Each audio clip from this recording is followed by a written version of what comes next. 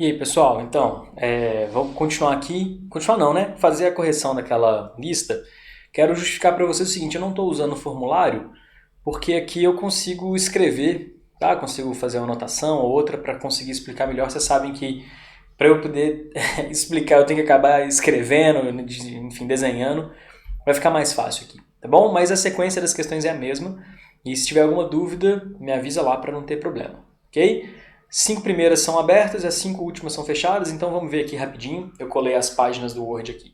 Então, primeira questão. Figura a seguir representa o estágio de neurula, que é aquele final da segmentação que a gente acabou de ver na revisão, de um animal triblástico celomado. Triblástico porque tem ecto, meso, que seria o número 2 aqui, e endo, que seria o número 3. Correto? A partir da análise da figura, responda aos itens a seguir. Eu acabei de dar a resposta, né? Quais são os folhetos embrionários indicados pelos números 1, 2 e 3? Então vamos lá. 3 é o mais interno, então eu vou falar que 3 é o endoderma. O 2 é o do meio, então eu vou falar que ele é o mesoderma. E o 1, que é o mais externo aqui, eu vou falar que ele é o ectoderma. Correto? Moleza.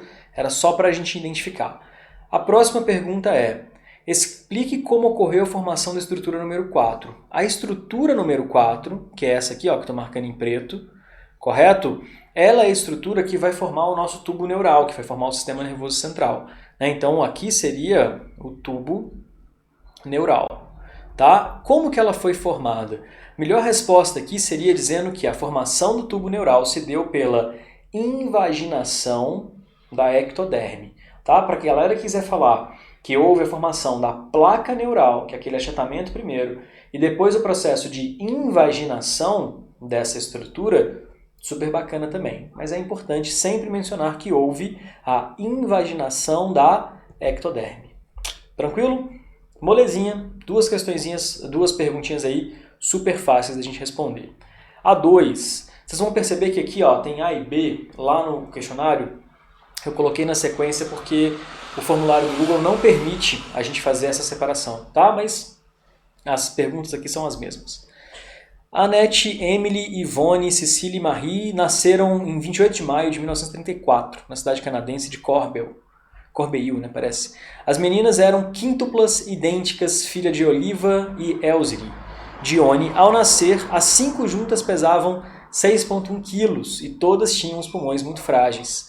Sabe-se que é muito raro uma mulher gestar quíntuplos. Ok. Quantos gametas participaram da formação dessas quíntuplas? Simples. Ele me deu uma dica aqui, ó. Vou colocar em azul aqui. Idênticas, correto? Se eu sei que são gêmeas idênticas, nesse caso aqui, obrigatoriamente elas são frutos de um espermatozoide e um óvulo. Então o que aconteceu aqui foi a fecundação de um espermatozoide por um óvulo. A divisão do blastocisto, provavelmente ela ocorreu mais de uma vez. Provavelmente não, né? Com certeza ela ocorreu mais de uma vez. E por isso eu tive a formação de várias, nesse caso, várias meninas. Beleza? Então ele pergunta aqui, ó, quantos gametas participaram da formação? 2 gametas, ok? Um espermatozoide e um ovócito, ou um espermatozoide e um óvulo. Qual gameta carrega o cromossomo sexual que definiu o sexo biológico das meninas? Essa aqui é legal. Os homens, correto? A gente sabe que eles são XY. Já as mulheres, a gente sabe que as mulheres, elas são XX. O gameta, ele vai ter metade da informação genética, ou do homem ou da mulher. Significa dizer então que o gameta feminino ou vai ser X ou vai ser X, ou seja, ele sempre vai carregar um X. O gameta masculino pode ser X ou pode ser Y. Então, quem define o sexo da criança é o espermatozoide. Porque se o espermatozoide estiver carregando um X, nasce uma menina. Se o espermatozoide estiver carregando um Y, nasce um menino. Tá? Então, qual gameta? Podemos colocar aqui, ó, SPTZ, os espermatozoides. Beleza?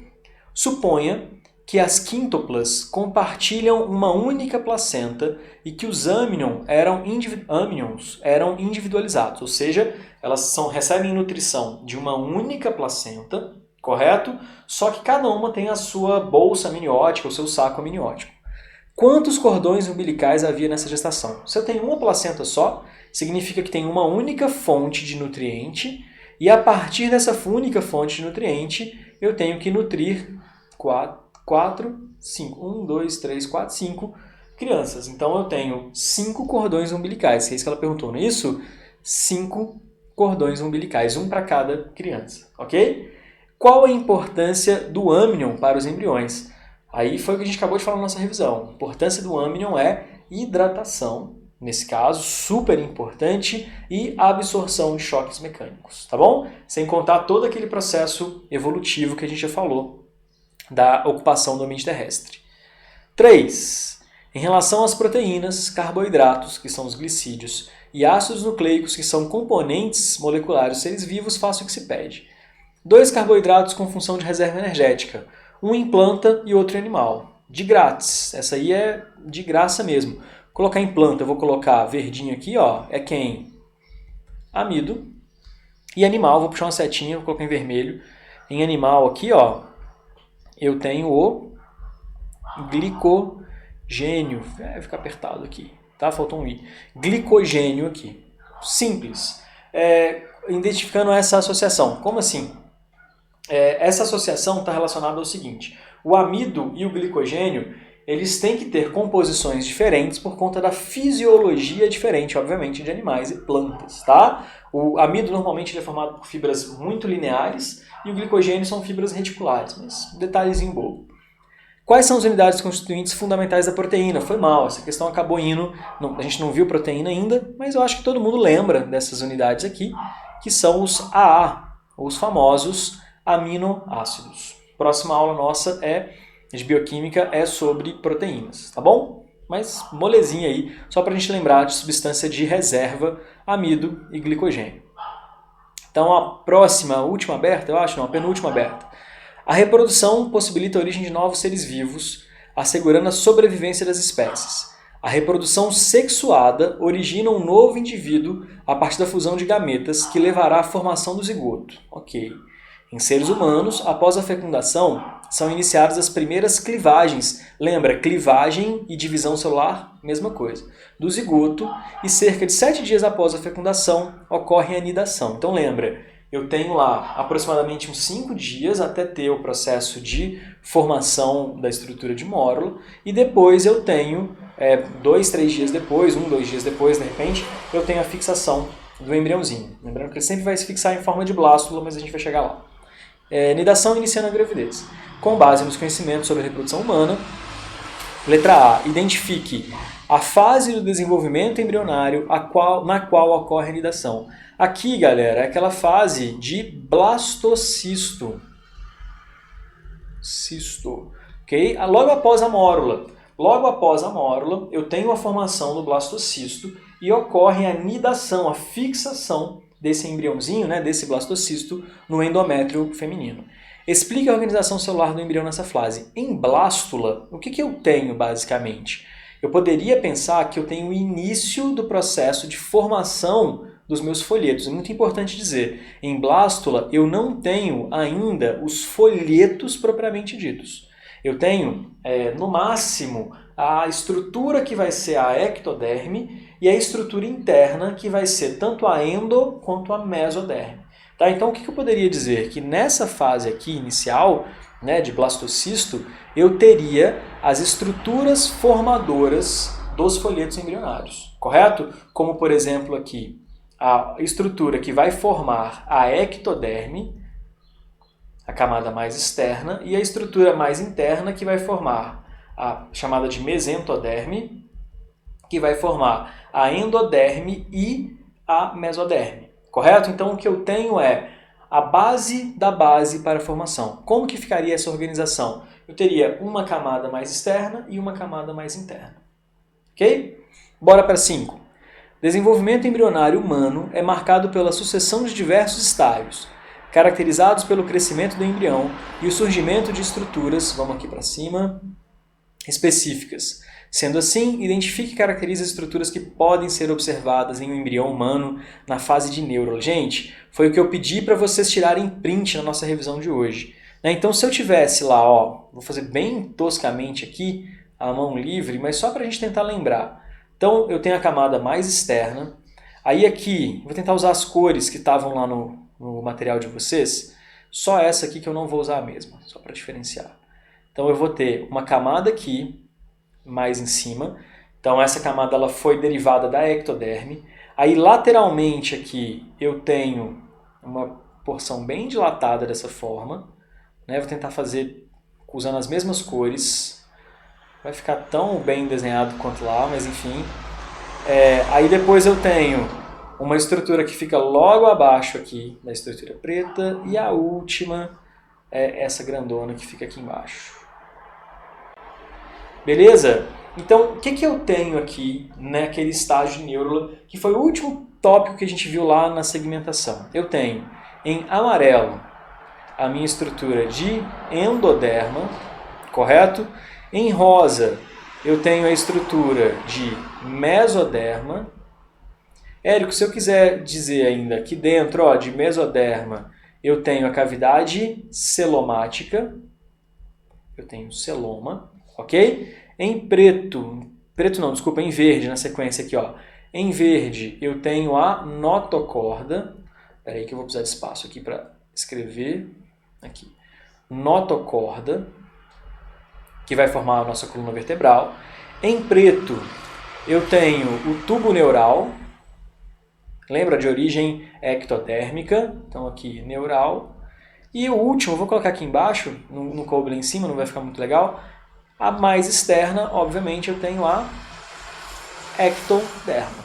Então, basicamente, na neurula, eu tenho os 3 folhetos embrionários, já bem separados, ecto, meso e endo, correto? O tubo neural e a notocorda. Chucrute? Moleza. Tira um print aí que esse ficou mais bonito que o nosso esquema lá da aula, tá? Tô zoando. Então, bora para 6 aqui, pra gente não ficar com um vídeo muito longo, vocês não encherem o saco rápido. 6. O glicogênio é a reserva energética de animais, formado por milhares de unidades de glicose. O principal órgão de armazenamento concentrado desse polissacarídeo é o fígado. Em situações de hipoglicemia, ou seja, quando está muito tempo sem comer ou fazendo uma atividade intensa que requer muita glicose do seu sangue, a sua concentração de glicose, ou a sua glicemia, ela cai. É isso que ele está dizendo. As células alfa do pâncreas liberam o hormônio glucagon. O glucagon promove o aumento da glicemia por meio da degradação do glicogênio. Como assim? O glucagon ele chega no fígado, quebra o glicogênio, libera a glicose, essa glicose vai para o sangue e a sua glicemia volta a um estágio normal. Correto? Glicogênio hepático em glicose, tornando-a disponível para ser transportada pelo sangue. Maravilha! Então a gente entendeu como é que ele funciona isso aí. Uma vantagem do armazenamento de glicose na forma de glicogênio é que o mesmo reduz a osmolaridade, evitando que a célula... Gente, muito simples isso aqui. Pensa comigo, se eu tenho uma célula, correto? E se a minha célula aqui, ela armazena dentro dela apenas glicose, glicose pura, correto? Essa glicose pura, ela é um soluto.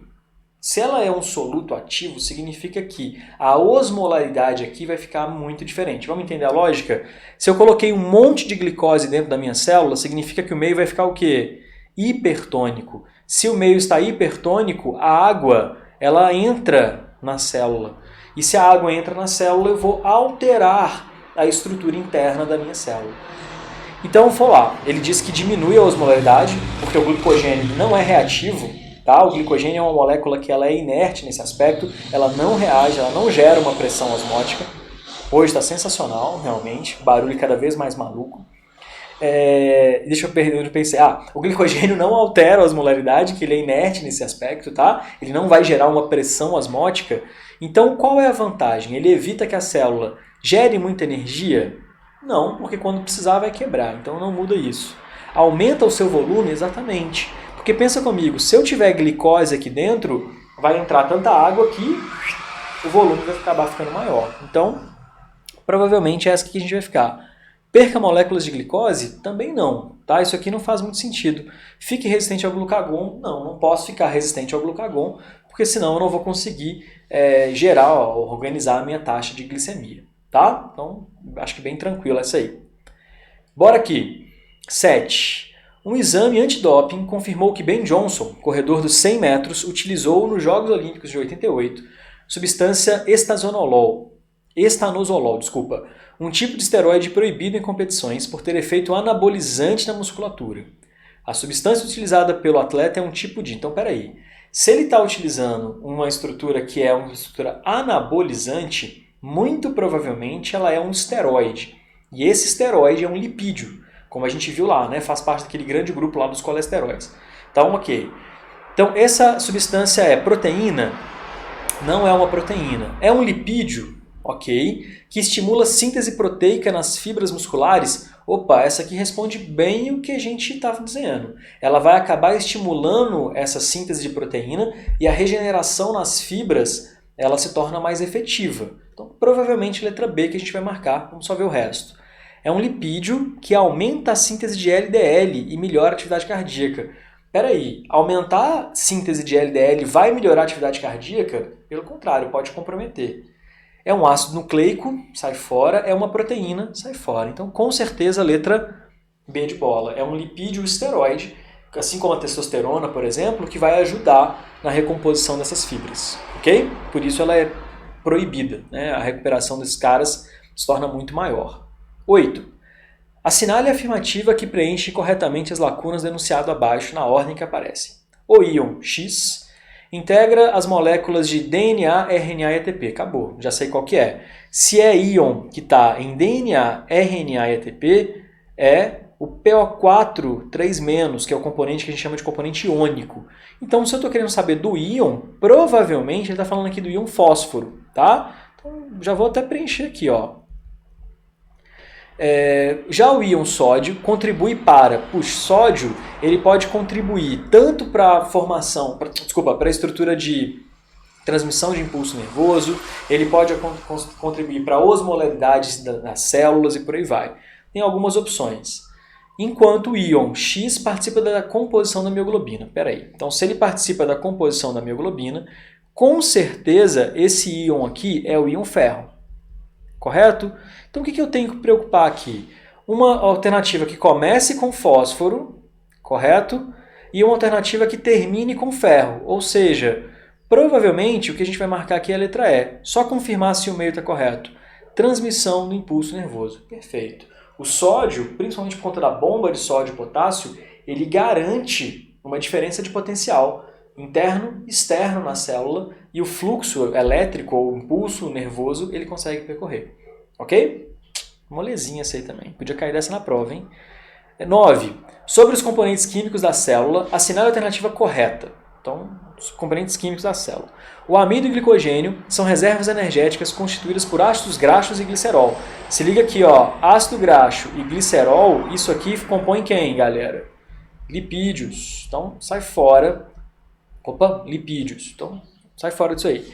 Um excelente exemplo de proteína estrutural é a celulose. Celulose é polissacarídeo, não é proteína, nem termina de ler. Proteínas são macromoléculas orgânicas compostas por aminoácidos. Provavelmente é essa que a gente vai marcar. Vamos ver o resto. Os fosfolipídios e a esfingomielina são lipídios compostos encontrados predominantemente na parede celular de bactérias gram-positivas. A gente viu que na parede celular de bactérias gram-positivas é peptídeo glicano. O que eu tenho lá basicamente é proteína e carboidrato. Então essa aqui também está fora. A quitina é a proteína, quitina é carboidrato. Então com certeza a letra C de casa. E a última, lá das ciências médicas, o gráfico abaixo refere-se à quantidade de 100 gramas de um determinado alimento. Foi mal que ele ficou aqui do lado. Mas dá para a gente ver aqui rapidão. Então eu tenho aqui 55% de proteína, então um volume proteico gigante, uma quantidade legal de lipídio também, de gordura, 37,9%, e apenas 6,8% de carboidratos. Então aqui é a porcentagem e os itens que a gente estava avaliando. Pelos valores fornecidos, podemos concluir que se trata de pão integral. Eu esperaria mais carboidratos, então pão integral sai fora da nossa lista aqui. Ovo de galinha faz todo sentido porque tem uma taxa de proteína muito grande, acompanhada de um valor de lipídio significativo, ou de gordura bastante significativo, e pouco carboidrato. Então provavelmente a gente vai ficar com essa. Pedaço de bacon, eu esperaria um volume maior de lipídios e não um volume tão grande de carboidratos, menor ainda. Então aqui, sai fora. E barra de chocolate, cara, seria carboidrato no talo, um pouquinho de lipídio, quase nada de proteína. Então essa também sai fora. Vamos entender por que é ovo, né? Por que a gente vai marcar ovo de galinha? Cara, a gente acabou de falar, o ovo de galinha ele está repleto de vitelo e mais ainda do famoso albúmen. Tá? O albúmen ele é 100% praticamente proteína. Então a clara é praticamente toda proteína. O vitelo, que compõe naquele momento grande parte da gema, ele é composto por proteína e lipídio. Então por isso que eu tenho aqui ó, quase 100% da minha amostra, quase 100% não, né? Quase 90 e tantos, 94 e uns quebradinhos, né?